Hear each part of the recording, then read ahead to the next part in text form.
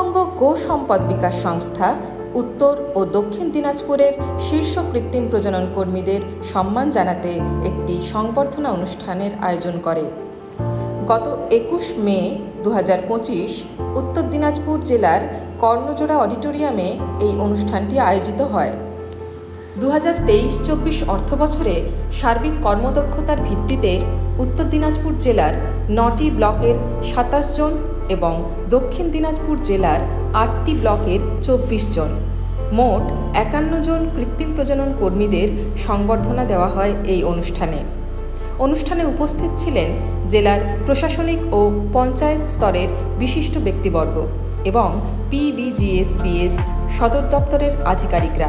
প্রথম, দ্বিতীয় ও তৃতীয় স্থানাধিকারীদের যথাক্রমে ৪,০০০, ৩,০০০ এবং ২,০০০ টাকার প্রতীকী চেক ও সার্টিফিকেট দেওয়া হয়। এই সংবর্ধনা অনুষ্ঠানটি প্রত্যেক কৃত্রিম প্রজনন কর্মীর মনোবল বৃদ্ধির ক্ষেত্রে উল্লেখযোগ্য ভূমিকা পালন করেছে। অনেক কৃত্রিম প্রজনন কর্মী তাদের সন্তুষ্টি প্রকাশ করেন এবং এই অভূতপূর্ব উদ্যোগের জন্য PBGSBS এর প্রতি কৃতজ্ঞতা জানান। অনুষ্ঠানটির ধন্যবাদ জ্ঞাপন পর্বে PBGSBS এর পক্ষ থেকে অনুষ্ঠানের সাফল্যে অংশগ্রহণকারীদের প্রতি আন্তরিক কৃতজ্ঞতা প্রকাশ করা হয়।